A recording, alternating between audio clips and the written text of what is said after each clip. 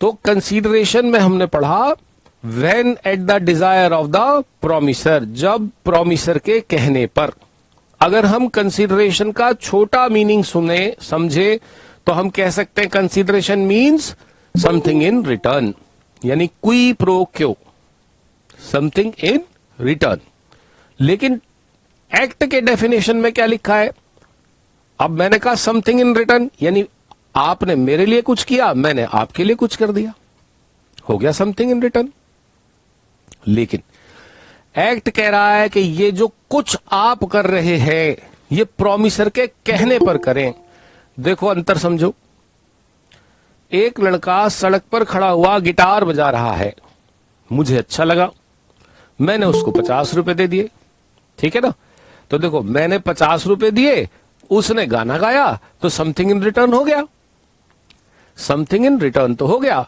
But इसे हम Indian contract act के हिसाब से कंसीडरेशन नहीं कह सकते। क्यों नहीं कह सकते?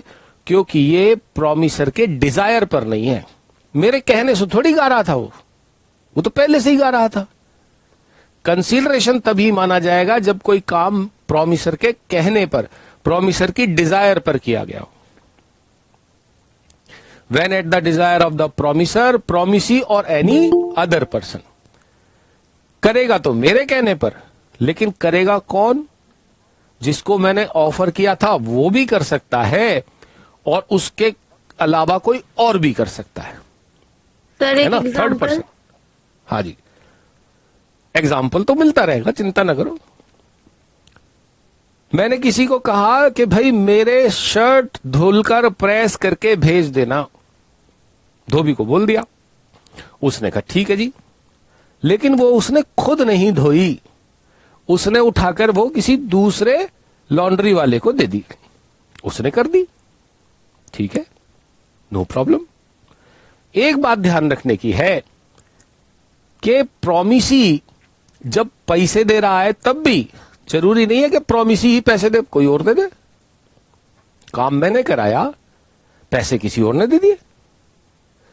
तो consideration may move from promisee or any other person.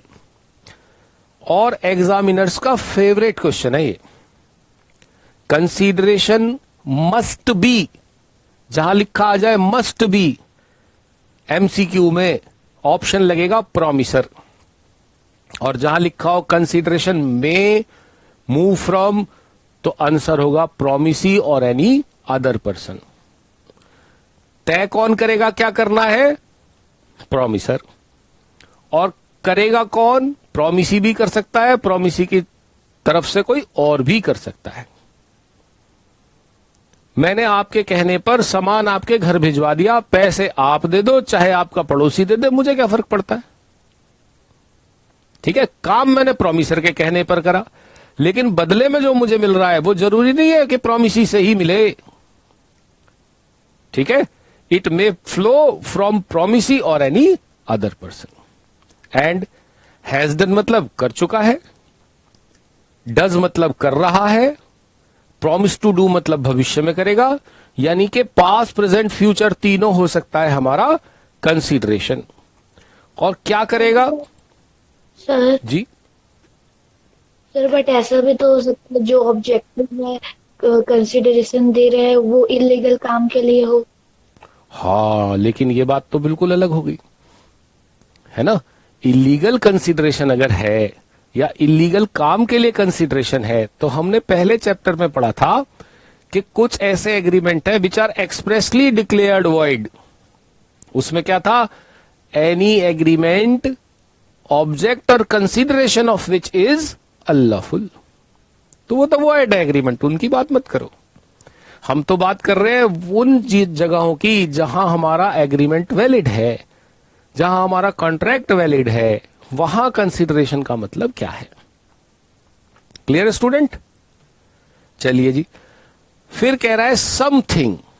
अब इससे एक क्वेश्चन निकल कर आता है कि कंसिडरेशन में नॉट बी एडिक्वेट।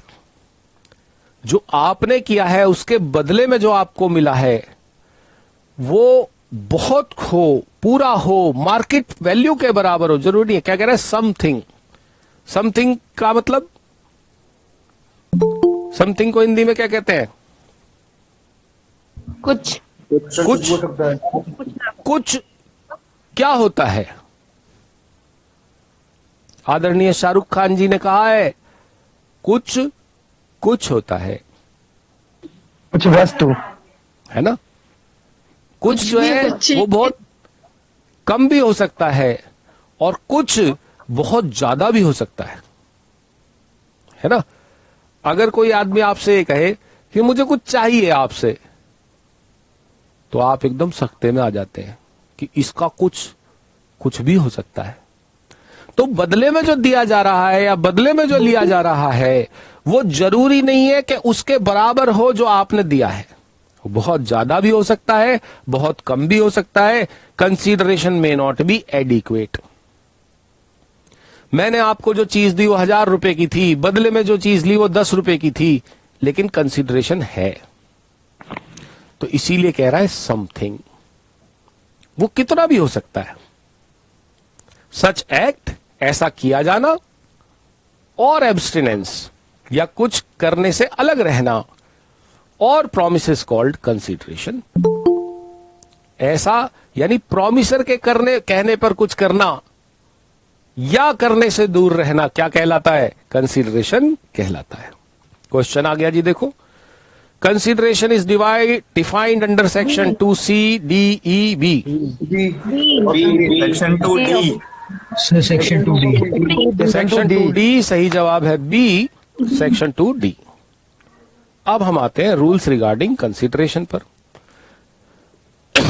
ये तो मैंने आपको भी बताया, कंसीडरेशन में भी मस्ट बी। हाँ, ये ध्यान रखना एग्जाम में भी, है ना? मैं इसको हाईलाइट कर देता हूं। जहां क्वेश्चन में पूछे मस्ट, वहां तुरंत आप सेलेक्ट कर लेना promisor. Consideration must B at the Dzire, must तो प्रोमिसर और मे तो प्रोमिसी। देखो, कंसीडरेशन में move from promisee or any other person. ठीक है जी। कंसीडरेशन में भी एन एक्ट, कुछ करने के लिए भी हो सकता है, और एब्स्टिनेंस। ठीक है जी, कुछ करने के लिए भी हो सकता है, कुछ नहीं करने के लिए भी हो सकता है, या कुछ करने या नहीं करने का प्रॉमिस भी हो सकता है ना, भविष्य में करेंगे। There must be mutuality. Mutuality का क्या मतलब है जी? म्यूचुअलिटी का मतलब है इस हाथ ले उस हाथ दे। दो पार्टियां हैं ए और बी, ए बी को कुछ देगा और बी ए को कुछ देगा। देन क्वेश्चन आ गया जी, कंसीडरेशन मस्ट बी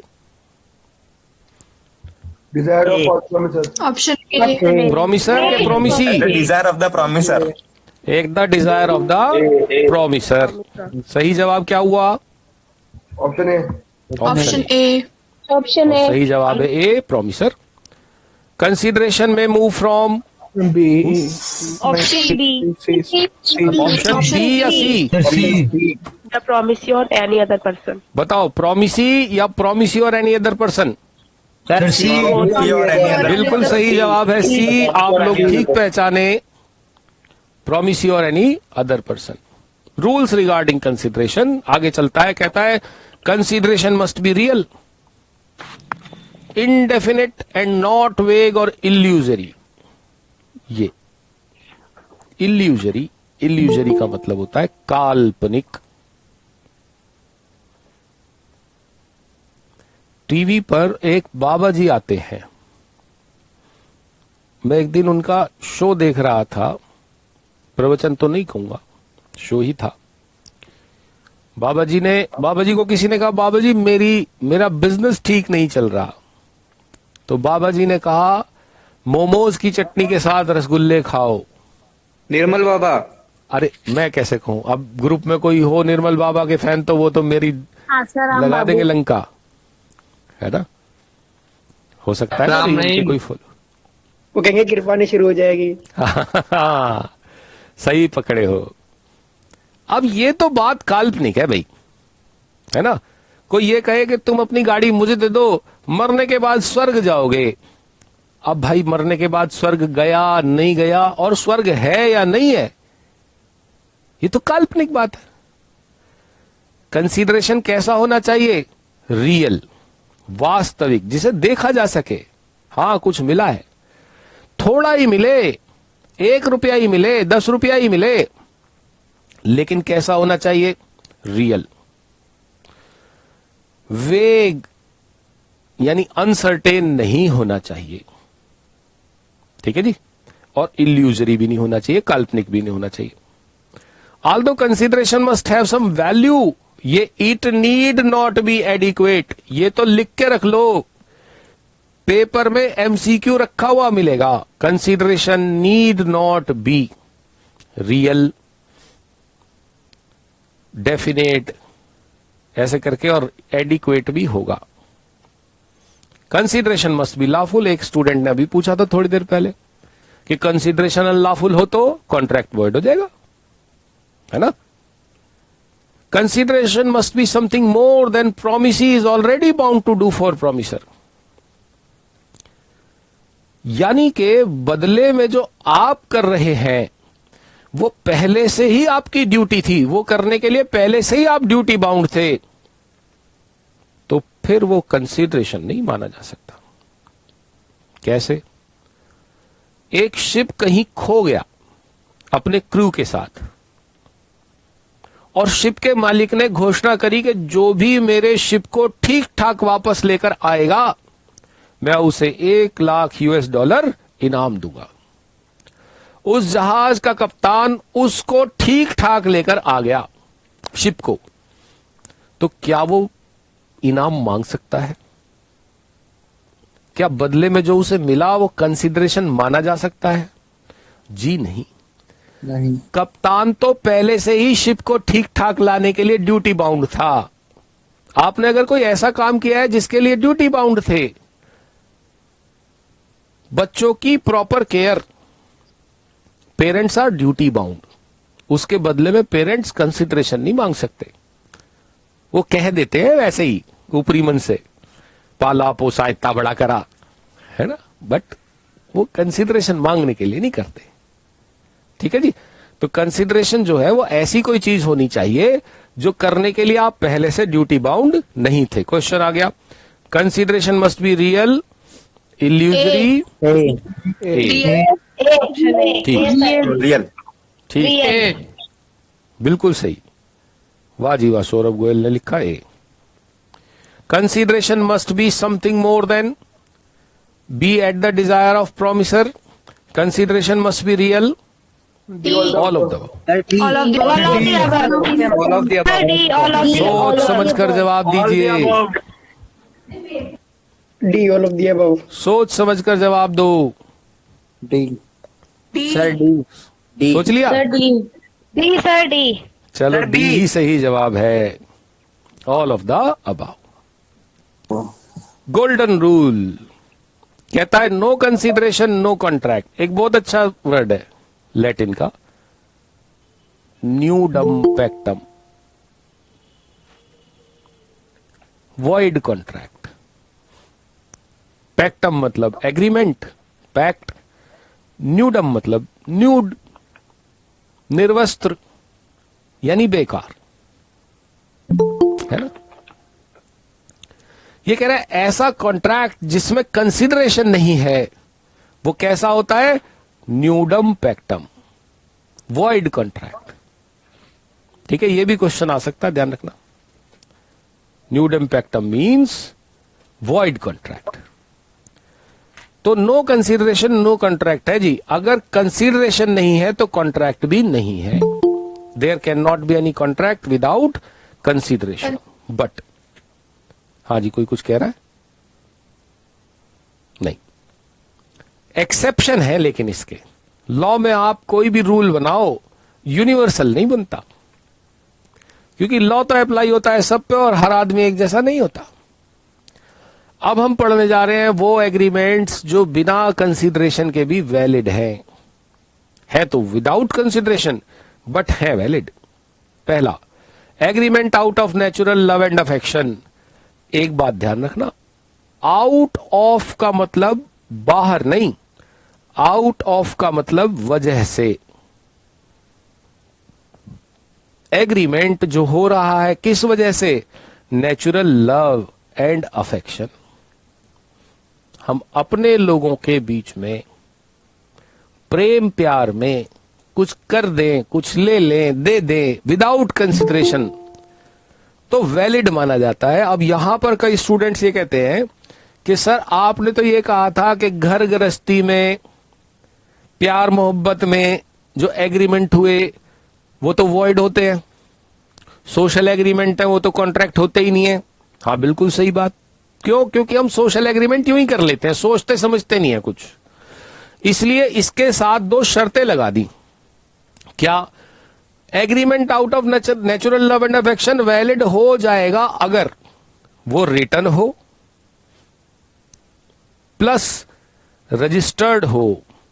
अब एक बात बताओ, रजिस्टर कराने के लिए कौन जाता है एग्रीमेंट?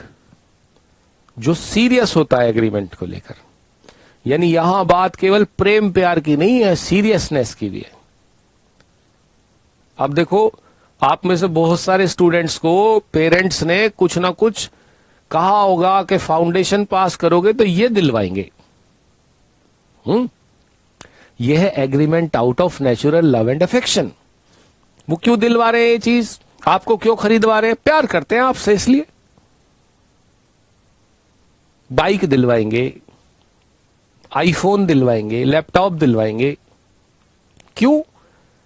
उन्हें क्या मिलेगा आपके सीएमए फाउंडेशन से? अरे प्यार करते हैं आपसे भाई, इसलिए कह रहे हैं, है ना। अच्छा, आपने सोचा कि ये तो सोशल एग्रीमेंट है, नहीं दिलवाया तो आपने एग्रीमेंट लिखवा लिया और जाके रजिस्टर करा लिया, है ना। हालांकि हिंदुस्तान में बड़ा मुश्किल है कि मम्मी पापा से हम कोई एग्रीमेंट लिखवा लें, ठीक है ना। हाँ, बट अगर आपने नेचुरल लव एंड अफेक्शन से किया हुआ एग्रीमेंट लिखवा लिया और रजिस्टर करा लिया तो फिर वो लीगल एग्रीमेंट बन जाता है, फिर वो सोशल एग्रीमेंट नहीं रहता और बिना कंसीडरेशन के भी वो वैलिड होता है। दूसरा, promise to compensate for a person for voluntary service. Voluntary का मतलब है स्वेच्छा से, बिना किसी कंसीडरेशन की इच्छा से। कोई आदमी बिना किसी कंसीडरेशन के फ्री में कुछ सेवा कर रहा है और किसी ने उसकी सेवा ली और बदले में कुछ पेमेंट करने की बात की, ठीक है।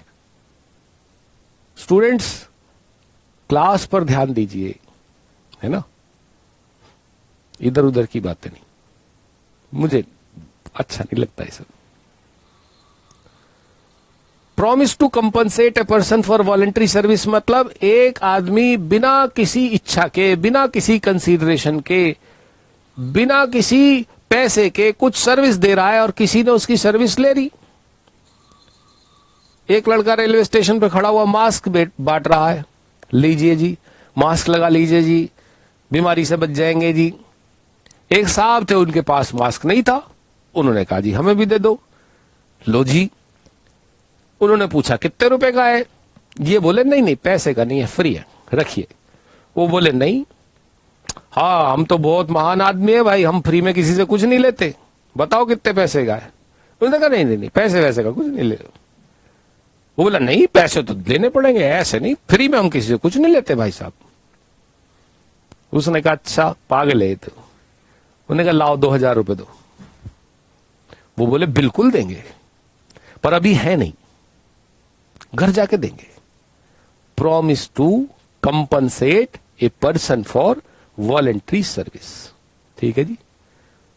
अब जब वो लड़का 2000 रुपए मांगने उनके घर जाएगा तो उन्हें वो 2000 रुपए देने पड़ेंगे। वो ये नहीं कह सकते कि तुम तो मास्क फ्री में बांट रहे थे, आपने कंपनसेट करने के लिए प्रॉमिस किया तो अब आपको प्रॉमिस कंप्लीट करना पड़ेगा। प्रॉमिस टू पे टाइम बार डेट। सबसे पहले तो ये समझ लीजिए टाइम बार डेट क्या होता है। देखिए, अगर आपने किसी को उधार दे दिया है तो उधार वापस करने की डेट पर अगर उधार वापस नहीं होता है तो आप उस उधार को रिकवर करने के लिए, डेट को रिकवर करने के लिए कोर्ट जा सकते हैं 3 साल तक। कोर्ट ने कितना समय दिया, लॉ ने कितना समय दिया? 3 साल। अगर वो 3 साल निकल गए तो फिर कोर्ट भी आपके लोन को वापस नहीं करा सकता। इसे कहते हैं टाइम बार्ड डेट। यानी किसी ने आपसे उधार लिया था, समय पर वापस नहीं किया, 3 साल गुजर चुके हैं, अब वो डेट वापस नहीं हो सकता, कोर्ट भी उसे वापस नहीं करा सकता। हां, जिसने वो उधार लिया था उसने प्रॉमिस किया है कि मैं तुम्हारा पैसा लौटाऊंगा। और कैसा? रिटर्न, ओरल नहीं। अगर रिटर्न में उसने ये लिख कर दिया है कि बेशक तुम्हारा जो डेट है वो टाइम बार हो चुका है, लेकिन मैं उसके पैसे लौटाऊंगा, तो अब वो पैसे लौटाने पड़ेंगे, जबकि ये विदाउट कंसीडरेशन एग्रीमेंट है। अब स्टूडेंट्स कहेंगे नहीं सर, विदाउट कंसीडरेशन कैसे हो गया? पैसे तो उसने लिए थे, है ना, कंसीडरेशन तो है। वो कंसीडरेशन तो अब लॉ मानता नहीं है ना जी। वो पैसा तो लॉ की आई में एग्जिस्ट नहीं करता जो वो दे रहा है। जिसने पैसे लिए थे, उधार लिया था, वो तो आपको कुछ दे रहा है, आप बदले में क्या दे रहे हो? तो आप क्या कहोगे? अजी हमने तो पहले पैसे दिए थे, उसको तो लॉ मानता ही नहीं, अब वो तो उधार है ही नहीं। तो हुआ ना विदाउट कंसीडरेशन। लेकिन अगर रिटर्न में दे दिया है कि मैं टाइम बाद डेट रीपे करूंगा, तो वो रीपे किया जाना चाहिए। एजेंसी, एजेंसी का मतलब होता है अपने काम को किसी दूसरे से कराना। आप भी कई बार एजेंट बनकर काम करते हो। एजेंट बन के काम करने का मतलब ये नहीं है काली टोपी लगा लो, काला बड़ा सा कोट पहन लो, काला चश्मा लगा लो, सीक्रेट एजेंट नहीं, कमर्शियल एजेंट। किसी कॉन्ट्रैक्ट को पूरा करने के लिए बीच में हमने एक आदमी रख लिया है। आप लोग एजेंट का काम कब करते हो? सुबह सुबह मम्मी ने कहा बेटा उठो जरा दूध लेकर आओ, आपने कहा पैसे दो, मम्मी ने कहा जाके दुकानदार को कह देना पापा देंगे। इस समय आप जा रहे हैं पापा के एजेंट के तौर पर। बेशक वो आदमी माइनर हो, फिर भी उसका किया हुआ एग्रीमेंट वैलिड होगा। क्यों? क्योंकि जिसके बिहाफ पर वो कर रहा है वो माइनर नहीं है, एजेंट में भी minor. Principal should be major, principal agent adult होना चाहिए, एजेंट तो माइनर भी हो सकता है। छोटा बच्चा भी अगर दुकान पर जाकर सामान लेकर आया है, क्या कहकर के मेरे पापा ने मंगवाया है, तो एग्रीमेंट हो रहा है पापा और दुकानदार के बीच में, छोटा बच्चा तो बीच में एजेंट है। उस बच्चे को क्या मिलेगा बदले में? कुछ भी नहीं। मम्मी ने कहा जाओ दूध लेकर आओ, गए दूध का पैकेट लेके मम्मी को दे दिया, हमें क्या मिला? कुछ भी नहीं। लेकिन हमने जो एग्रीमेंट किया, उस छोटे बच्चे ने जो एग्रीमेंट किया कि पापा देंगे इसके पैसे, वो वैलिड है। हालांकि पापा और हमारा कॉन्ट्रैक्ट तो विदाउट कंसिडरेशन था, हमें बदले में कुछ मिलने वाला नहीं था। लेकिन एजेंसी के कॉन्ट्रैक्ट बिना कंसिडरेशन के भी वैलिड माने जाते हैं। इसके अलावा बेलमेंट, बेलमेंट मतलब अपना सामान किसी को थोड़े दिन के लिए रखने के लिए देना। क्योंकि बेलमेंट आपके कोर्स में नहीं है, स्पेशल कॉन्ट्रैक्ट होता है, तो इसके बारे में हम ज्यादा नहीं बात कर रहे। लेकिन ये जरूर कह सकते हैं कि आपने अपना सामान किसी को किसी ऑब्जेक्टिव के साथ दिया। जैसे किसी दोस्त ने कहा अपने नोट्स दे दो, नोट करके वापस दे दूंगा, तो आप हो गए बेलर, सामान देने वाले, और दोस्त हो गया बेली, सामान लेने वाला। बेशक इनके बीच में कोई कंसिडरेशन नहीं है, कोई पैसे का लेन देन नहीं है, लेकिन जो बेली है उसकी ड्यूटी है कि वो उस सामान को संभाल कर रखे, वैसी केयर करे जैसे अपनी किताबों की करता है। हो गया ना कॉन्ट्रैक्ट, लेकिन बिना कंसिडरेशन का है पर वैलिड है। And then gift actually made. ये गिफ्ट तो हमको पता है, उपहार। एक्चुअली मेड का मतलब क्या है? गिफ्ट में होती है 2 पार्टीज, एक को हम कहते हैं डोनर, गिफ्ट देने वाला, दूसरे को कहते हैं डोनी, गिफ्ट लेने वाला। डोनर ने गिफ्ट दे दिया और डोनी ने एक्सेप्ट कर लिया, सिर्फ एक्सेप्ट कर लिया। किसी ने कहा मैं तुम्हें ये चीज दूंगा, तुम्हारे बर्थडे पर ये चीज दूंगा, मैंने कहा हाँ दे देना, कंप्लीट हो गया गिफ्ट। और गिफ्ट हमेशा विदाउट कंसिडरेशन होता है। तो अगर गिफ्ट मैंने एक्सेप्ट कर लिया, मान लीजिए कोई देने आ गया गिफ्ट और मैंने ले लिया, और वो गिफ्ट थी एक बहुत सुंदर जैकेट, है ना, दोस्त ने गिफ्ट कर दिया, मैंने ले लिया, जैकेट पहन ली, पहन के पार्टी में चले गए, लोग बड़ी तारीफ करें, क्या सुंदर जैकेट है, क्या जबरदस्त, क्या हैंडसम लग रहे हो जी। वो दोस्त भी उसी पार्टी में मौजूद है और मैं ये नहीं कह रहा कि मेरी है, मैं ये नहीं कह रहा कि मुझे गिफ्ट मिली है, इसने दी है, भाई थोड़ी तो तारीफ उसकी भी बनती है। वो चिढ़ रहा है इस बात से, तो क्या वो अपनी जैकेट वापस ले सकता है? वो ये कह सकता है ये तो विदाउट कंसिडरेशन है, कॉन्ट्रैक्ट न्यूडम पैक्टम है। अरे भाई कॉन्ट्रैक्ट ही तो न्यूड है, मुझे तो न्यूड मत कर, मुझे तो जैकेट पहनने का पूरा अधिकार है। तुमने जैकेट दे दी, मैंने एक्सेप्ट कर ली, कॉन्ट्रैक्ट कंप्लीट। ठीक है जी, आगे बढ़ते हैं। क्वेश्चन सुनो जी। Which of the following is not an exception to the golden rule of consideration? इनमें से कौन सा एक्सेप्शन नहीं है? Agreement out of natural love and affection, promise to compensate a person for option B.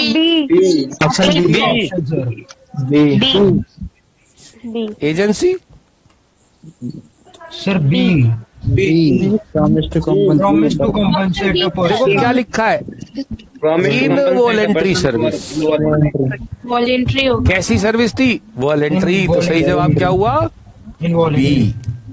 हाँ, examiner ऐसे बहुत करता है, छोटे छोटे वर्ड इधर उधर कर देता है, ध्यान रखना। अब हम बात करते हैं प्रिविटी ऑफ कॉन्ट्रैक्ट। टेक्निकल मामला है, जरा ध्यान से सुनना। किसी का माइक, अकृत का माइक ऑन है, अकृत माइक ऑफ कर दो।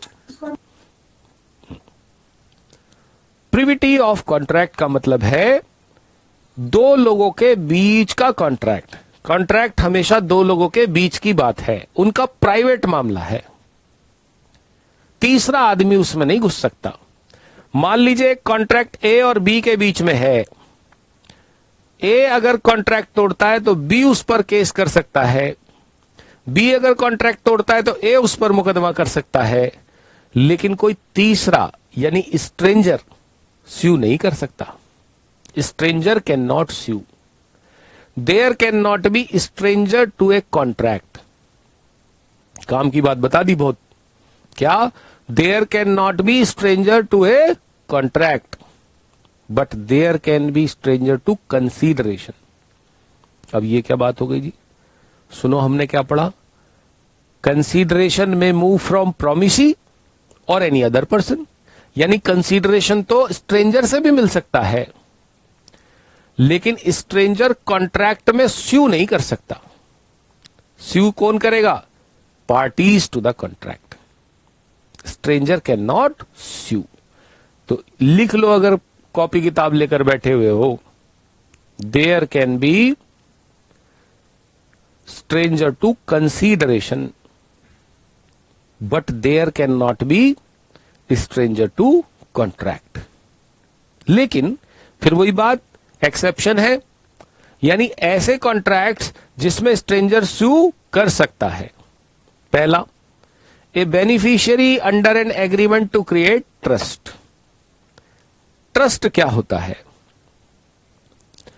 ट्रस्ट का मतलब होता है एक व्यक्ति किसी दूसरे के भले के लिए अपनी प्रॉपर्टी किसी तीसरे को देता है कि इस प्रॉपर्टी को बेनिफिशियरी के लिए यूज करना। मतलब एक मिस्टर एक्स है, उन्होंने अपनी प्रॉपर्टी वाई को दी, इस प्रॉपर्टी को रेंट पर दे देना और जो रेंट आए उससे जेड की पढ़ाई लिखाई का खर्चा चलाना। यहां एक्स हो गए ट्रस्टी, एक्स हो गए ऑथर, वाई हो गए ट्रस्टी, इनको दी गई प्रॉपर्टी, और जेड हो गए बेनिफिशियरी। एग्रीमेंट किसके किसके बीच में है? एग्रीमेंट एक्स और वाई के बीच में है। जेड स्ट्रेंजर है, लेकिन अगर वाई इस प्रॉपर्टी का इस्तेमाल ठीक से नहीं करता या प्रॉपर्टी से आए हुए रेंट को Z की पढ़ाई पर खर्च नहीं करता तो Z can sue upon Y। Z Y पर स्यू कर सकता है, यानी बेनिफिशियरी ट्रस्टी पर स्यू कर सकता है, जबकि बेनिफिशियरी ट्रस्टी में ट्रस्ट में पार्टी नहीं था, ट्रस्ट के एग्रीमेंट में। Next, assignee under assignment. What is assignment? Assignment is transfer of rights only. केवल राइट्स जब ट्रांसफर होते हो, जैसे आपके पास एक गाड़ी है, गाड़ी का इंश्योरेंस है, इंश्योरेंस 31 जनवरी तक वैलिड है, आपने गाड़ी आज बेच दी। आपको मालूम है ना गाड़ी का इंश्योरेंस कैसे होता है? 1 साल के लिए वैलिड होता है ना? प्रीमियम देते हैं आप जिस समय इंश्योरेंस कराते हैं। Yes sir. आपकी ड्यूटी, आपका ऑब्लिगेशन केवल एक चीज था, प्रीमियम देना। आपने प्रीमियम दे दिया, आपकी ऑब्लिगेशन खत्म। अब रह गए आपके हाथ में केवल राइट। आपने अपनी गाड़ी बेची तो इंश्योरेंस भी ट्रांसफर कर दिया खरीदार के नाम पर, जिसने गाड़ी खरीदी। अब यहां पर एक बात बताओ, आपने जो इंश्योरेंस ट्रांसफर किया उसमें केवल राइट ट्रांसफर हुए या राइट एंड ऑब्लिगेशन दोनों ट्रांसफर हुआ? इसमें केवल राइट्स ट्रांसफर हुए, क्योंकि ऑब्लिगेशन तो आप बहुत पहले पूरा कर चुके थे जब आपने इंश्योरेंस लिया था। Yes sir. ठीक है। अब जो खरीदार है गाड़ी का वो तो स्ट्रेंजर है। इंश्योरेंस का कॉन्ट्रैक्ट तो आपके और इंश्योरेंस कंपनी के बीच में था, है ना जी?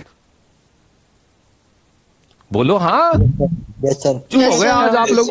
Yes sir. हाँ, चहकते रहो, महकते रहो। Very good.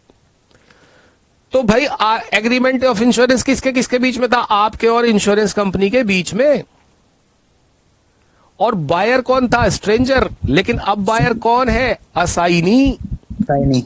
अगर कल को गाड़ी ठुक जाती है तो इंश्योरेंस कंपनी से क्लेम कौन लेगा? असाइनी। यानी बायर, असाइनी लेगा, है ना? इंश्योरेंस कंपनी ये नहीं कह सकती हम तो तुम्हें जानते ही नहीं, तुम तो स्ट्रेंजर हो, तुम कहां से आए। नहीं, वो असाइनी है, इसलिए वो एग्रीमेंट के सभी बेनिफिट्स को क्लेम कर सकता है।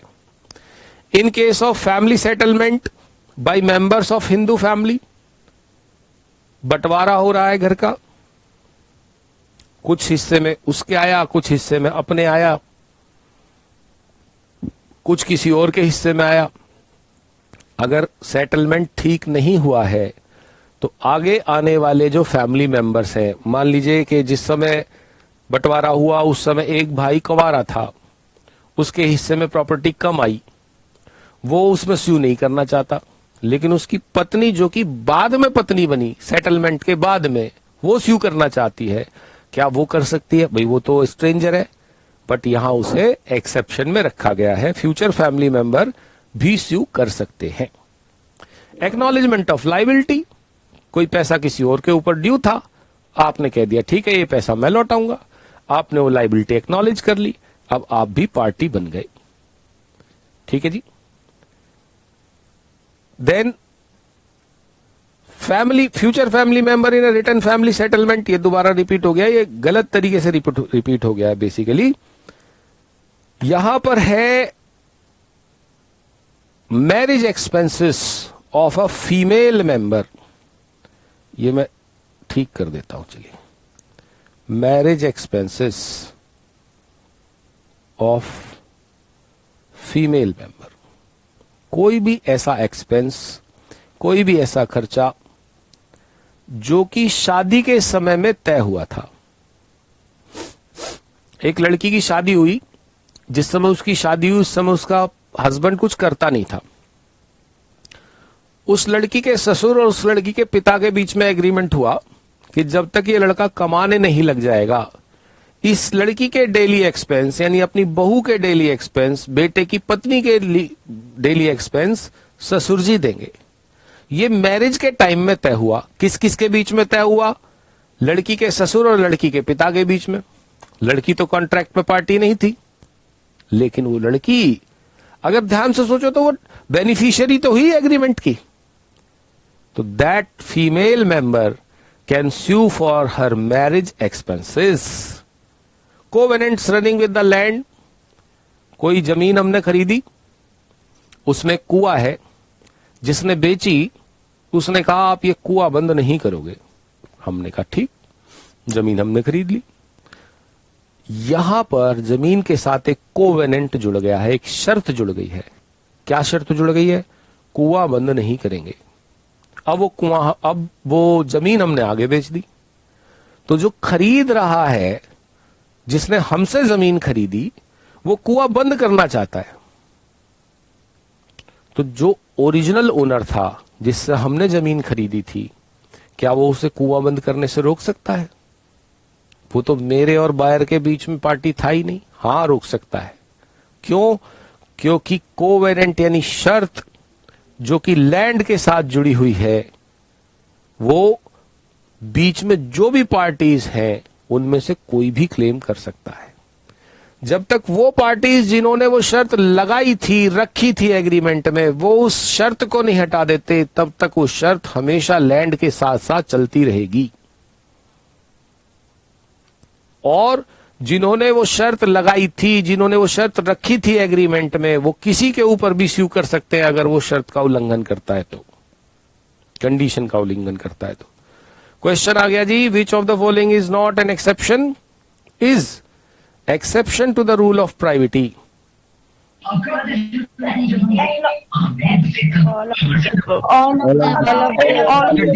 ऑल ऑफ द अबव यानी डी सही भी सही है। चलिए जी, अब ए आ गया, इनकैपेबल पर्सन। इन लोगों के साथ एग्रीमेंट नहीं किया जा सकता, या इन लोगों के साथ अगर आपने एग्रीमेंट किया है तो वो वॉइड होगा। किन लोगों के साथ? Minor, unsound mind and person disqualified by law. यहां पर अनसाउंड माइंड में ल्यूनेटिक, ड्रंकार्ड, डेलीरियस, इडियट्स, ये 4 लोग कवर होंगे। माइनर के बारे में हम थोड़ी देर में डिस्कस करेंगे, सॉरी, उससे पहले समझ लीजिए अनसाउंड माइंड कौन होता है। कोई व्यक्ति जो कि टर्म्स ऑफ एग्रीमेंट को नहीं समझ सकता, या टर्म्स तो समझ सकता है लेकिन अपने भले की नहीं सोच सकता, रेशनल जजमेंट नहीं ले सकता, वो अनसाउंड माइंड कहलाता है। मान लीजिए 2 लोगों के बीच में शर्त लग रही है कि भाई पहली मंजिल से कूदोगे तो मैं तुम्हें 1000 रुपए दूंगा, दूसरी मंजिल से कूदोगे तो 2000 रुपए दूंगा, तीसरी मंजिल से कूदोगे तो 3000 रुपए दूंगा। दूसरा शख्स कह रहा है ठीक है, ये 18 माले की बिल्डिंग है, मैं 18 माले से कूदूंगा, मुझे 18,000 रुपए दोगे? वो कह रहा है हाँ दूंगा। ये कह रहा है वेरी गुड, लेकिन चाहिए 100 के नोट, 500 2000 के नकली निकल आते हैं, और नीचे आते ही चाहिए। टर्म्स तो सारे समझ रहा है, लेकिन क्या जो निर्णय वो ले रहा है, जजमेंट वो ले रहा है, वो रेशनल है, समझदारी भरा निर्णय है? 18वीं मंजिल से कूदेगा और कह रहा है नीचे आते ही 18,000 रुपए चाहिए। नो सर, नहीं है। पागलपन की निशानी है ये। सर वो बचेगा ही नहीं, बचेगा ही नहीं, वो समझ ही नहीं पा रहे। बचेगा ही नहीं लेने के लिए। देखो, आप समझ पा रहे हो तो यानी आप अनसाउंड माइंड नहीं हो, आप साउंड माइंड हो, है ना? अब ये ल्यूनेटिक वो होता है जो कभी कभी पागल होता है। तो जो कभी कभी पागल होता है, बहुत ज्यादा गर्मी में पागल हो जाता है, बहुत ज्यादा ठंड में पागल हो जाता है, किसी विशेष सीजन में पागल हो जाता है, वो उस समय एग्रीमेंट कर सकता है जिस समय वो पागल नहीं था। एक होता है इडियट, जो हमेशा पागल रहता है। तो जो हमेशा पागल रहता है वो एग्रीमेंट नहीं कर सकता। ल्यूनेटिक एग्रीमेंट कर सकता है जिस समय वो पागलपन के दौरे में नहीं था। ड्रंकार्ड भी एग्रीमेंट कर सकता है अगर उसके सोचने समझने की शक्ति नहीं चली गई है ना? सिर्फ ये कहना कि इस आदमी ने शराब पी हुई है, इसके साथ एग्रीमेंट वॉइड हो जाएगा, नहीं। अगर वो सोच समझ रहा है, सारी बात सही समझ रहा है, रेशनल जजमेंट ले रहा है, तो उसके साथ एग्रीमेंट कर सकते हैं। डेलीरियस का मतलब है कोई आदमी बहुत ज्यादा बीमार है, लोगों को पहचान तक नहीं पा रहा है, तो उसके साथ एग्रीमेंट करना ठीक नहीं है, क्योंकि वो अपने सोचने समझने की शक्ति खो चुका है। ठीक है जी। ये जो मैंने ल्यूनेटिक वाली बात बताई है, ध्यान रखना, ये एग्जाम में आता है कि ल्यूनेटिक एग्रीमेंट कर सकता है उस समय जिस समय की वो ल्यूनेटिक नहीं था। अच्छा, क्वेश्चन जो है एज ऑफ मेजोरिटी पे आ गया, इसलिए वापस चलते हैं। इंडियन मेजोरिटी एक्ट के हिसाब से अगर किसी की प्रॉपर्टी कोर्ट ऑफ वार्ड्स के पास है, एक व्यक्ति है जिसके माता पिता तो जीवित नहीं है लेकिन प्रॉपर्टी उस पर बहुत है, तो कोर्ट उसके ऊपर एक गार्जियन बिठा देता है जो उसकी प्रॉपर्टी की देखरेख करता है। ऐसा बच्चा 21 साल में मेजर होता है और बाकी सभी लोग 18 साल में मेजर होते हैं। तो एज ऑफ मेजोरिटी जनरली अगर हम पूछें तो 18 साल की है। ये एज ऑफ मेजोरिटी जो है ये इंडियन मेजोरिटी एक्ट से गवर्न होती है। कौन 21 साल में मेजर होता है? जिसकी प्रॉपर्टी कोर्ट ऑफ वार्ड्स के पास है। Age of majority is defined in Indian में option C Indian option C Indian majority. नहीं, कॉन्ट्रैक्ट एक्ट नहीं। कॉन्ट्रैक्ट एक्ट कह रहा है as per Indian majority act, ठीक है ना। कॉन्ट्रैक्ट एक्ट ने डिफाइन करी age of majority. Contract act तो बस ये कह रहा है माइनर के साथ एग्रीमेंट मत करना। Which one of the following is exception to the privity, ये कहां से आ गया? एग्रीमेंट विद माइनर के कुछ रूल्स हैं। कह रहा है minor's agreement is all together void in law. इसके लिए एक बहुत अच्छा शब्द लॉ में इस्तेमाल किया गया है, वॉइड एब इनिशियो, बिल्कुल शुरू से ही void. void from the very beginning. Void from the very beginning. Minor के साथ किया हुआ agreement void from the very beginning है और मेजर होने के बाद भी वो उस एग्रीमेंट को वैलिडेट नहीं कर सकता। माइनॉरिटी के टाइम में किसी को हमने पैसे दिए थे, अब वो मेजर हो गया है, हम कह रहे हैं अपने माइनॉरिटी के टाइम में लिए हुए पैसे को अब वैलिडेट कर दो, अब तो तुम मेजर हो गए। वो अगर वैलिडेट कर भी दे, रेटिफाई कर भी दे, तो हम उससे रिकवरी नहीं कर सकते, क्योंकि एग्रीमेंट जो पैसा दिया गया था वो माइनॉरिटी के टाइम में दिया गया था। Minor can always plead minority. Minority plea का मतलब होता है डिफेंस लेना। जरूरी नहीं है कि एग्रीमेंट करते वक्त बताएगा कि मैं माइनर हूं। एक बच्चे ने, एक माइनर ने बैंक से लोन लिया, बैंक ने उससे कई बार पूछा तुम माइनर तो नहीं हो, तुम माइनर तो नहीं हो, तब नहीं बोला वो माइनर हूं। जब उसने पैसा देने से मना कर दिया, पैसा लौटाने से मना कर दिया बैंक को, और बैंक कोर्ट पहुंच गया, तब उसने कहा कोर्ट में जाके मैं तो माइनर हूं जी। अरे पहले तो नहीं बताया इसने, कोई बात नहीं, माइनर है, बच्चा है, बच्चा तो कर सकता है गलती। Minor can always plead his minority. A minor's estate is liable for necessaries. अगर किसी माइनर ने नेसेसरीज एक्वायर कर ली हैं, एजुकेशन के लिए लोन ले लिया, घर बनाने के लिए लोन ले लिया, मेडिकल सप्लाईज के लिए लोन ले लिया, उधार ले लिया, और माइनर के पास एस्टेट यानी प्रॉपर्टी है, तो उसकी प्रॉपर्टी बेचकर रिकवरी की जा सकती है। लेकिन यह ध्यान रखना है कि minor is never personally liable. आप ये नहीं कह सकते कि माइनर जो है वो काम करे, पैसे कमाए और हमें दे दे। कोर्ट माइनर से कभी स्पेसिफिक परफॉर्मेंस नहीं करा सकता।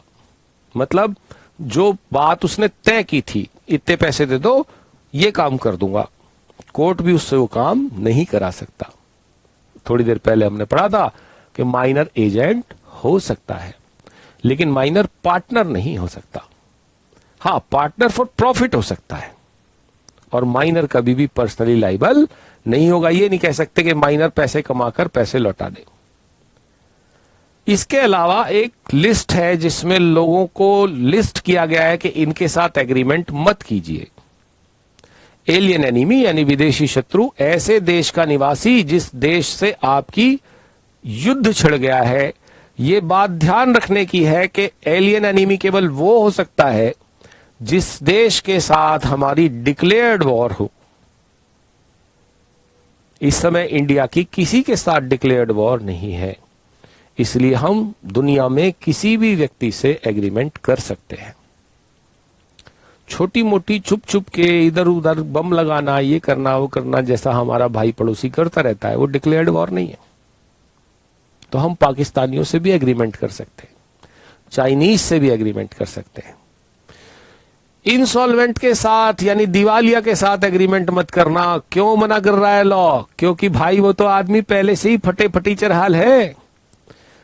आपने तो काम कर दिया, अब आप उससे रिकवरी करना चाहते हैं, रिकवरी के लिए उस पर पैसा ही नहीं है, रिकवरी कहां से करोगे? इसलिए कोर्ट कह रही है इसके साथ एग्रीमेंट मत करना। फॉरेन सॉवरेंस, यूएनओ ने देशों के बीच में अच्छे संबंध स्थापित करने के लिए ये कहा कि आप अपने देश का एक आदमी उस देश में बिठाइए, वो एक आदमी आपके देश में बिठाएगा, दोनों देशों के बीच में मित्रतापूर्ण संबंध बने रहेंगे। इन्हें कहते हैं राजदूत, एम्बेसडर। इन पर उस देश का कानून अप्लाई नहीं होता जहां ये गए हुए हैं। मान लीजिए फ्रांस का कोई राजदूत इंडिया में है, उस पर इंडिया का कानून अप्लाई नहीं होगा, उसे भारत की किसी कोर्ट में प्रेजेंट नहीं कर सकते। तो कल को वो एग्रीमेंट करके तोड़ दे, है ना, तो क्या रास्ता रहेगा आपके पास? कोर्ट तो आपकी मदद नहीं करेगा। इसीलिए लॉ मेकर्स कह रहे हैं राजदूतों के साथ एग्रीमेंट मत करो। जो सजा याफ्ता मुजरिम है, जो सजा काट रहा है, उसके साथ भी एग्रीमेंट मत करो। परफॉर्मेंस कैसे करेगा? कंपनियों के साथ भी एग्रीमेंट मना है, लेकिन अगर कंपनी के memorandum of association, memorandum of association में अगर लिखा है कि कंपनी ये कॉन्ट्रैक्ट कर सकती है, तो आप कंपनी के साथ कॉन्ट्रैक्ट कर सकते हैं, अदरवाइज नहीं कर सकते।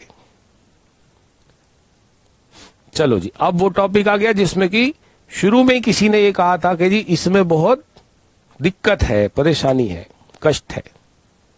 चलो इसको देख लेते हैं। फ्री कंसेंट सर कंपनी के साथ क्यों नहीं कर सकते? मतलब कंपनी के साथ कर सकते हैं, मैंने कहा, दोबारा दिखाता हूं। क्या कंपनी के साथ कॉन्ट्रैक्ट कर सकते हैं अगर वो कॉन्ट्रैक्ट मेमोरेंडम ऑफ एसोसिएशन में लिखा है? चलो एक्सप्लेन कर देता हूं। जब कंपनी बनती है तो उसके दो डॉक्यूमेंट बनाए जाते हैं। एक है मेमोरेंडम ऑफ एसोसिएशन, उसमें यह लिखा जाता है कि कंपनी क्या बिजनेस करेगी। मान लेते हैं कि उसमें लिखा है कि कंपनी बिल्डिंग बनाएगी, कंस्ट्रक्शन का वर्क करेगी, तो कंपनी कोचिंग नहीं चला सकती, ठीक है जी, फिर कंपनी कंस्ट्रक्शन ही करेगी। तो जब भी आप कंपनी के साथ कॉन्ट्रैक्ट कर रहे हैं तो एक बार उसका मेमोरेंडम ऑफ एसोसिएशन पढ़ लीजिए कि जिस बात का आप कॉन्ट्रैक्ट करने जा रहे हैं वो उसके मेमोरेंडम में लिखी है कि नहीं। कंपनी कह रही है कि हम कोचिंग चलाएंगे, उसके लिए आप हमें लोन दे दीजिए, जबकि कंपनी के मेमोरेंडम में लिखा है कि कंपनी बिल्डिंग बनाएगी। जब कंपनी को पावर ही नहीं है कोचिंग चलाने की, तो वो कोचिंग के लिए लोन लेने का एग्रीमेंट नहीं कर सकती। वो केवल वही एग्रीमेंट कर सकती है जो उसके मेमोरेंडम ऑफ एसोसिएशन में लिखे हैं। तो ऐसा नहीं है कि कॉरपोरेशन के साथ एग्रीमेंट नहीं कर सकते, कंपनी के साथ एग्रीमेंट नहीं कर सकते, कर सकते हैं, बट एक बार उसका मेमोरेंडम पढ़ लीजिए, सर है ना। हाँ जी सर, एक बार कॉन्विक्ट बता दीजिए ना फिर से। कॉन्विक्ट का मतलब है सजा याफ्ता मुजरिम, वो मुजरिम जो सजा काट रहा है। एक बात बताओ, जो मुजरिम सजा काट रहा है वो परफॉर्मेंस कैसे करेगा? सर आपका वीडियो नहीं दिख रहा है। वीडियो नहीं दिख रहा है? यस सर, आपने दिख रहा है। आप टिल्ट कर लीजिए इसको, फोन को, है ना। हाँ, फिर दिखेगा। जी सर, क्या है बोल ना। रहे हैं? तो हम ये कह रहे हैं कि कन्विक्ट यानी जो आदमी सजा काट रहा है, वो जेल में है, उसके साथ एग्रीमेंट नहीं करना चाहिए, क्योंकि वो परफॉर्मेंस नहीं कर पाएगा। मान लीजिए कोई एक्टर है, उसको जेल हो गई, और आप जाके जेल में उसके साथ एग्रीमेंट कराए कि आप मेरी फिल्म में काम करना, तो ज्यादा बड़ा मूर्ख कौन है, डायरेक्टर या एक्टर? भाई वो जेल में कैसे शूटिंग करेगा? जेल है वो, कोई सेट थोड़ी है। तो ये तो उसे पता होना चाहिए परफॉर्मेंस नहीं हो पाएगी। तो जो आदमी, सर अगर वो बेल पे बाहर आए हो फिर? नहीं तब भी नहीं, सजा तो चल रही है उसकी, है ना, सजा तो चल रही है उसकी कंटिन्यूटी में। सर हम जेल में जाके थोड़ी एग्रीमेंट करेंगे। कर लिया जाके, मिलने गए थे, करा लिया उससे साइन, अच्छा। है ना। तो ये तो बात खुद समझनी चाहिए कि भाई जैसे इंसॉल्वेंट है, कोई दिवालिया है, भाई उसके साथ आप एग्रीमेंट कर रहे हो, कल को उसने डिफॉल्ट कर दिया तो रिकवरी कैसे करोगे? समस्या आपके साथ हो जाएगी। लॉ को कोई परेशानी नहीं है, लॉ तो कह रहा है जाओ एम्बेसडर के साथ एग्रीमेंट करो, जाओ। लेकिन कल को अगर वो डिफॉल्ट कर दे तो रोते हुए कोर्ट में मत आना, कोर्ट तुम्हारी मदद नहीं कर सकता। इसलिए बनाई है ये लिस्ट। एलियन एनिमी यानी दूसरे देश का जो नागरिक है जिसके हमारे साथ पहले से ही लड़ाई चल रही है, हम तो उसके देश को भी कुछ नहीं कह सकते कि तुम्हारे देश के नागरिक ऐसा कर रहे हैं जी, उससे तो पहले ही लड़ाई चल रही है। वो तो कहेगा बढ़िया हुआ, नुकसान हुआ तुम्हें, बहुत अच्छा हुआ। इसलिए ये लिस्ट बनाई। पहले इसमें प्रिंसली रूलर्स भी थे, राजा जो इंडिपेंडेंस से पहले राजा थे ना, वो भी इस लिस्ट में थे, क्योंकि उनको भी इंडियन कोर्ट्स में प्रेजेंट नहीं किया जा सकता था। आजादी के समय में इंडिया में मिलने से पहले राजाओं ने कहा कि भाई हमें ये छूट दो कि भारत की पुलिस हमें नहीं पकड़ेगी, भारत का कानून हमें नहीं पकड़ेगा, भारत की किसी कोर्ट में हम जाके प्रस्तुत नहीं होंगे, हम तो राजा हैं, हम तो महाराजा हैं, लोग हमारे कोर्ट में प्रस्तुत होते हैं, हम क्यों किसी के कोर्ट में प्रस्तुत होंगे? नहीं मंजूर है तो नहीं मिल रहे हम भारत के साथ, है ना।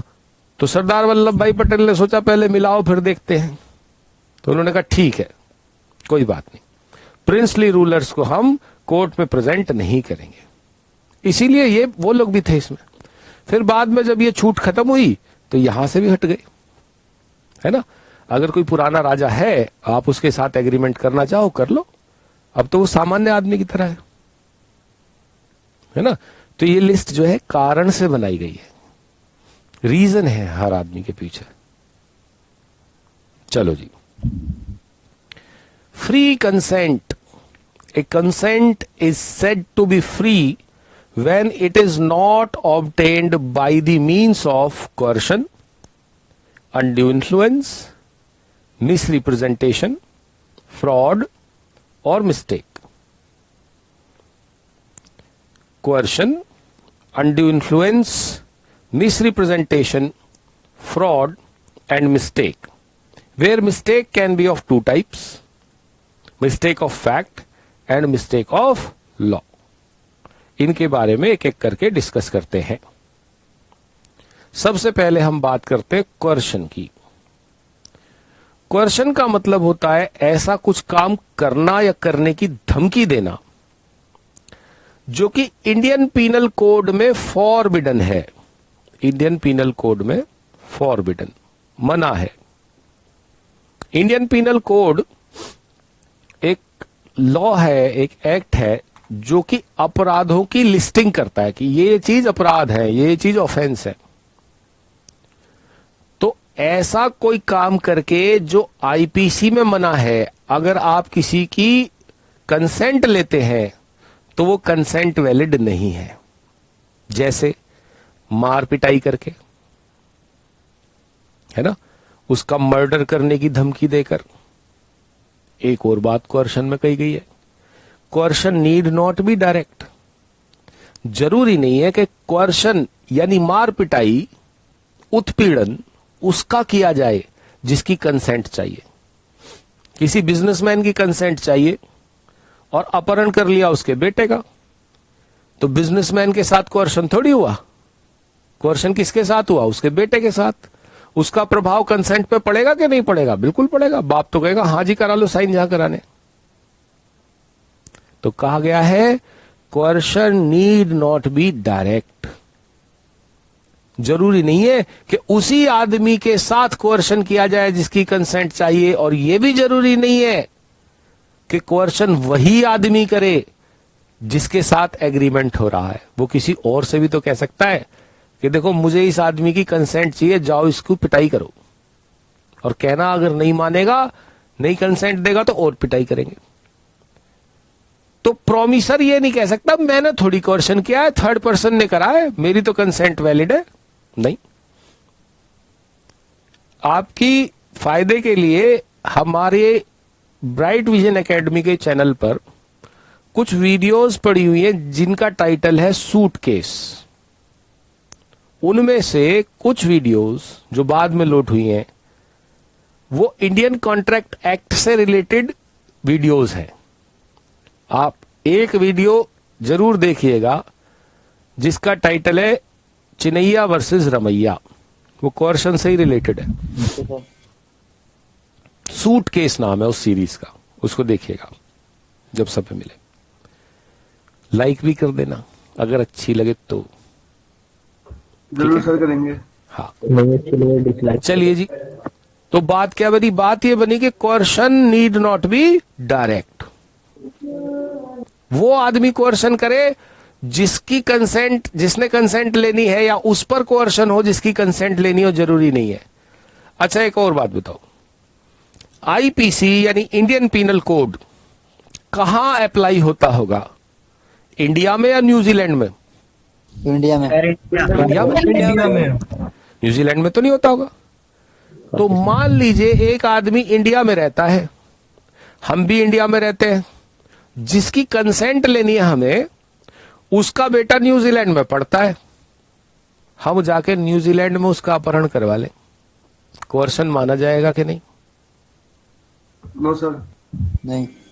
तो यहां एक और बात ध्यान रखो, coercion need not be done where Indian Penal Code applies.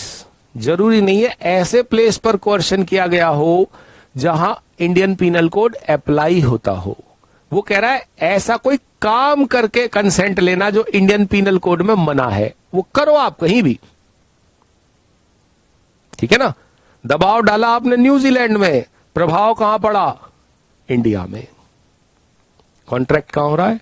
India में। तो coercion need not B direct, coercion need not be done in India. अब बात क्या आती है जी? अगर कोई आदमी ये कहे कि मैं आत्महत्या कर लूंगा, तो वो तो कोर्शन अपने ऊपर कर रहा है, वो तो कोर्शन अपने ऊपर कर रहा है। हाँ, कोर्शन तो अपने ऊपर कर रहा है, लेकिन दबाव उसका सामने वाले पर पड़ रहा है। ये जो चिनैया वर्सेस रमैया वाला केस है, उसमें यही हुआ। पति ने पत्नी को कहा एग्रीमेंट पे साइन करो नहीं तो मैं आत्महत्या कर लूंगा। उसको नहीं डरा रहा है वो कि मैं तुझे मार दूंगा, वो कह रहा है मैं तो खुद मर जाऊंगा। दबाव पड़ेगा कि नहीं पड़ेगा? बिल्कुल पड़ेगा, है ना? यहां भी कोर्शन हुआ माना जाएगा, कोर्शन हुआ माना जाएगा। फिर कहता है कि ज्यादा ब्याज चार्ज करना भी कोर्शन है क्या? नहीं, ज्यादा ब्याज चार्ज करना कोर्शन नहीं है। किसी पर मुकदमा करने की धमकी देना भी कोर्शन है क्या? नहीं भाई, मुकदमा करना कैसे अपराध हो सकता है? बताओ, मुकदमा करने की धमकी देना अपराध कैसे हो गया? है ना? ऐसी किसी काम की धमकी देना जो अपराध है वो कोर्शन में कवर्ड है, ऑफेंस है। तब फिर नंबर आता है अनड्यू इन्फ्लुएंस का। अनड्यू इन्फ्लुएंस कहां माना जाएगा?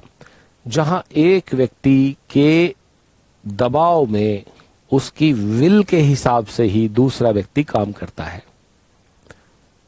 जो वो कहता है वही करता है, और इस ऑथोरिटी का फायदा उठाकर उसके साथ एग्रीमेंट किया गया। जैसे पेरेंट एंड चाइल्ड,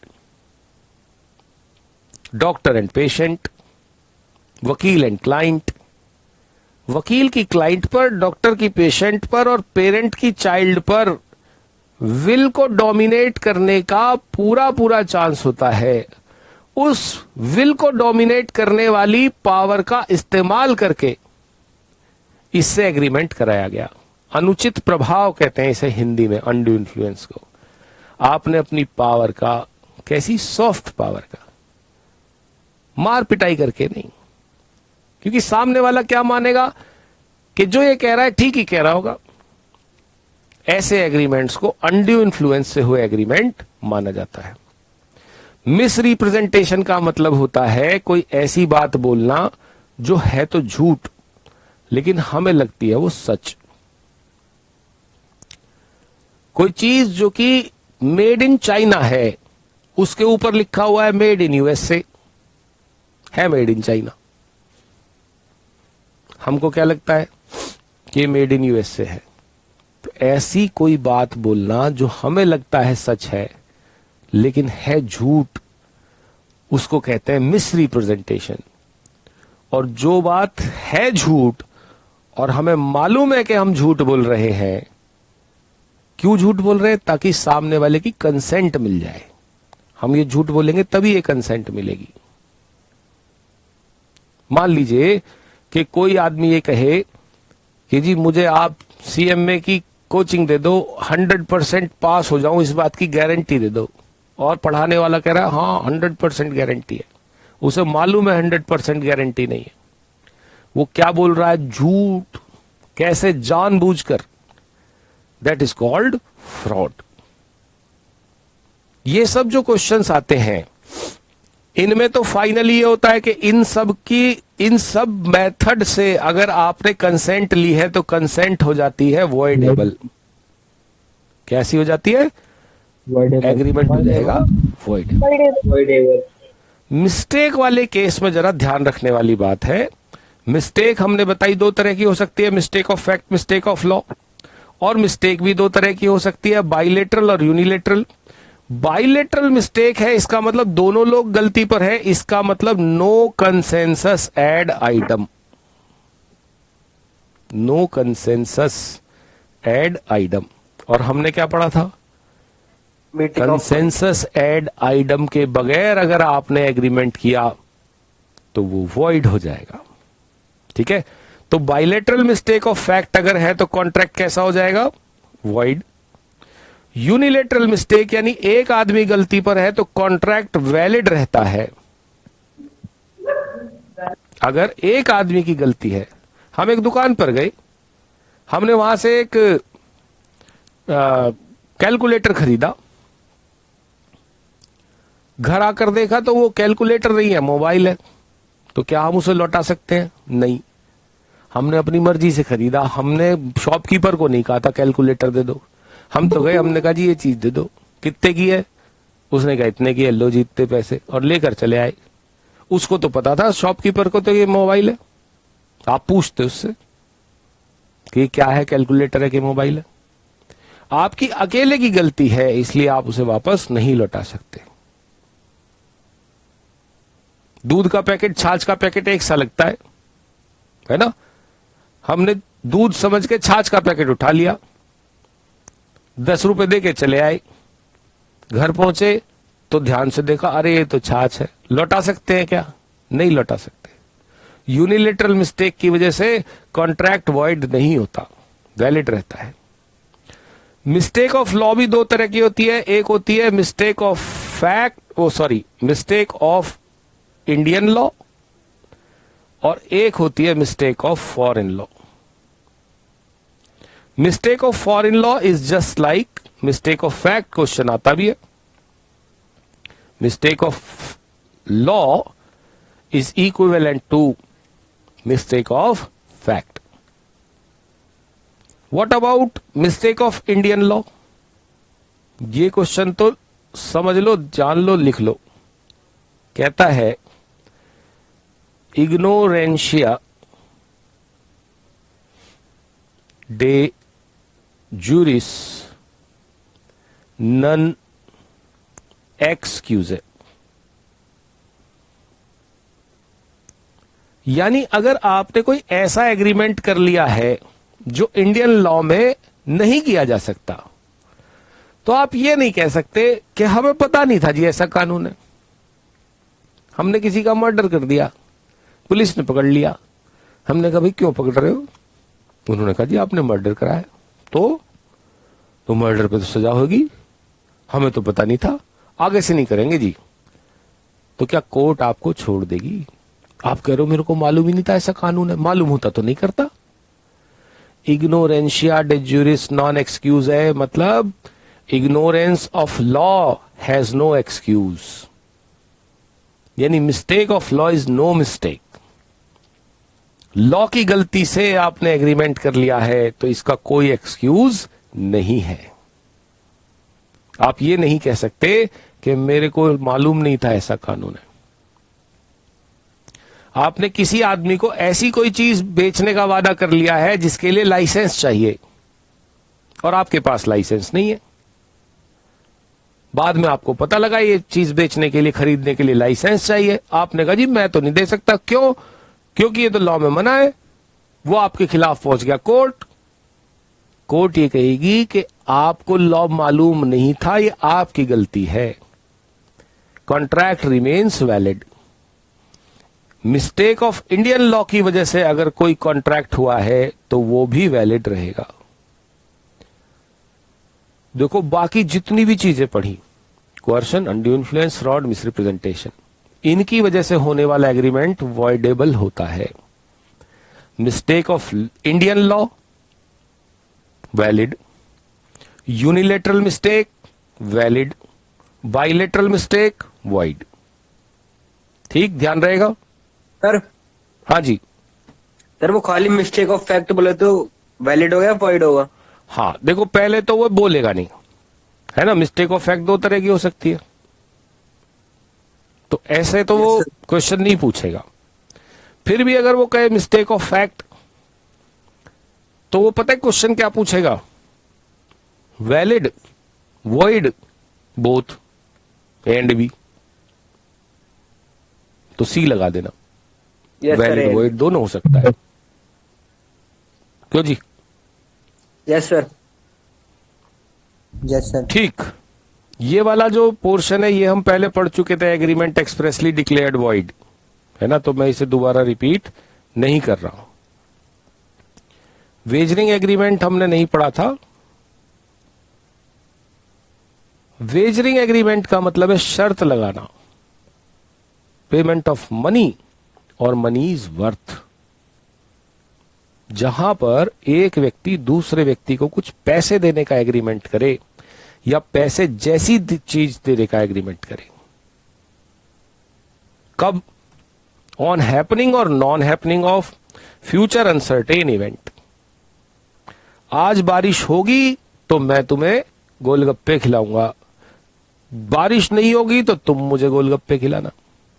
बारिश हुई तो मैं तुम्हें 500 रुपए दूंगा, बारिश नहीं हुई तो तुम मुझे 500 रुपए देना।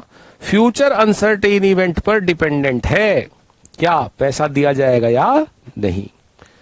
और इसमें यह तय है कि एक आदमी पक्का हारेगा। There is no interest of parties except prize money. बारिश होने या ना होने में हमारा और कोई हित नहीं, और कोई लालच नहीं, हमें कोई मतलब नहीं। बारिश इतनी हो जाएगी पूरा शहर डूब जाए तो भी हमें सिर्फ किस बात की चिंता है? उस 500 रुपए की गोलगप्पे की। बस हमारा कोई सामान भीग नहीं रहा है कि बारिश होने से हमें कोई और चिंता है। नहीं नहीं, हमें बस एक चीज की चिंता है, दैट इज प्राइज मनी। तो जिसमें चारों पांचों गुण हो उसको हम शर्त का एग्रीमेंट कहते हैं। और पूरी इंडिया में वेजरिंग एग्रीमेंट वॉइड है, लेकिन महाराष्ट्र और गुजरात में ये इल्लीगल है। ठीक है? Yes sir. पूरे देश में वॉइड है, महाराष्ट्र और गुजरात में इल्लीगल है। ठीक है जी। चलो 6:30 बजने वाले हैं, आज का कोटा भी पूरा हो गया है। स्टूडेंट्स और कोई बात स्पेशल हो, कोई आपकी विशेष डिमांड हो तो आप मुझे बताइए। जैसे आज एक स्टूडेंट ने कहा है कि कॉन्ट्रैक्ट एक्ट पूरा कराने के बाद एथिक्स कराइएगा, बिल्कुल कराएंगे जी। और हमारे लायक कोई सेवा हो तो बताइए। सर दिसंबर तक पूरा कोर्स हो जाएगा क्या? दिसंबर तक में सर कोर्स हो जाएगा क्या पूरा? बिल्कुल हो जाएगा, 100% हो जाएगा। बस एक बात ध्यान रखना जी, यस सर।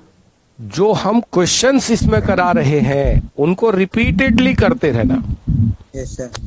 है ना। Video Yes, sir. रिपीटेडली मत देखना, कोई बात नहीं है, लेकिन जो टेस्ट के क्वेश्चन दे रहे हैं या वीडियो में क्वेश्चंस हैं इनको रिपीटेडली करते रहना।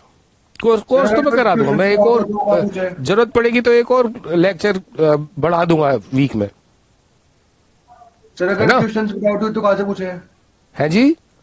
सर क्वेश्चन पे डाउट हुए तो किन से पूछे? मेरा व्हाट्सएप नंबर है ना? सर व्हाट्सएप नंबर, हाँ, लिखवाऊं? सर एक बार, यस सर। लो जी।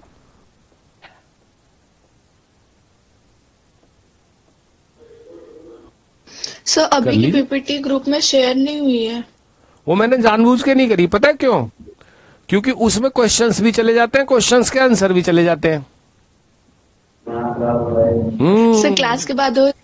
हाँ, क्लास के बाद आ रही है, अभी आ रही है। ऐसे थोड़ी हम कहते हैं जारी रहेगी भलाई की सप्लाई, अभी आ रही है बिल्कुल, है ना? पहले क्वेश्चंस आ रहे हैं, टेस्ट आ रहा है, और फिर आ रहा है पीपीटी। ठीक है जी? बस आप लोग मन लगा के पढ़ते रहिए। बाकी आपकी कोई दिक्कत हो, डाउट हो, समस्या हो तो हम बैठे ना, हम करेंगे सॉल्व। Yes sir. ठीक है? Yes sir. तो मत करिएगा ढिलाई, जारी रखिए पढ़ाई, और हम जारी रखेंगे भलाई की supply. Thank you very much. Bye sir.